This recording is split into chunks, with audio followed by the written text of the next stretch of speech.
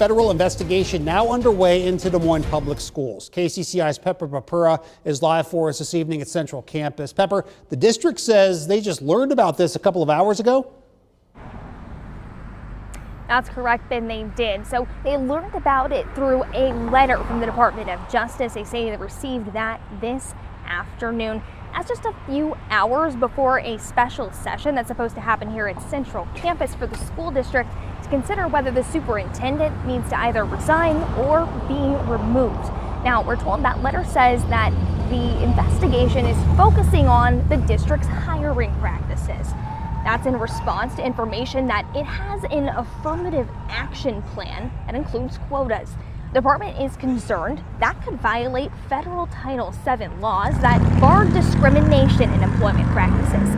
The letter cites district plans launched in 2021 to focus on increasing the number of teachers of color in the district through recruitment and retention.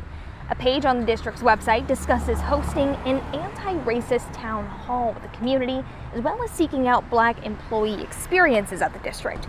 School administrators of Iowa responded to the investigation announcement by saying in part, "We maintain that all districts must comply with state and federal laws while prioritizing the need of their students, staff, and families. We're confident DNPS leadership and its board will respond appropriately through this investigation."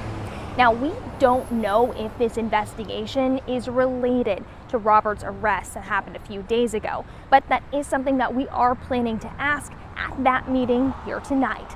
In Des Moines, Pepper Papura, KCCI News, Iowa's news leader. Okay, so hopefully we'll have more answers. Pepper, thank you. This afternoon, Dr. Roberts submitted his resignation to the Des Moines Public School Board through his lawyer. Roberts says he did so out of concern for students in the district. The school board will meet tonight at 7:30 to consider either accepting his resignation or firing him. KCCI has team coverage as we continue to learn more about Dr. Roberts' arrest and what's next for the district. We're going to start with KCCI's Bo Bowman with the first public statement from Dr. Roberts' legal team since he was arrested on Friday. Bo? Yeah, Ben, like you said, this was our first opportunity to hear from Roberts' side of this ever-developing story. And while his attorneys weren't able to provide many answers aside from our questions about his biography, they did hint at what their strategy is going to be moving forward in court. What we did yesterday that everyone is curious about, we filed a motion to stay. Dr. Ian Roberts' attorney Alfredo Parrish held a news conference Tuesday afternoon detailing their plan of attack in court. He says they filed a motion to stay, a court filing to temporarily halt or postpone legal action, a court order, or the enforcement of a judge. In this case, if the motion is successful, it could keep Roberts from being deported. Parrish says they can't disclose what was written in the motion. These files are difficult to access.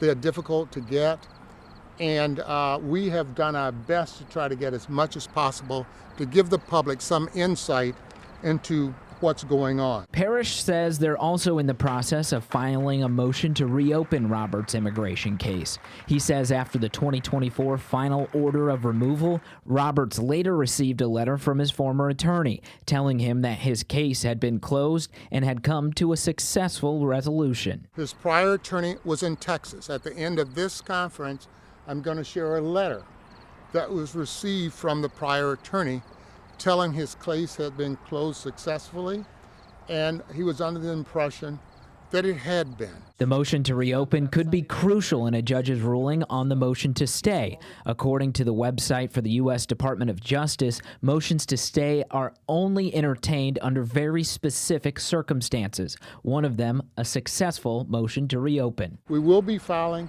a motion to reopen the case, and once we do that, we'll be ready to rock. KCCI did reach out to Roberts' former attorney based in Texas. They say, quote, "I can advise that our firm provided necessary notices to the client."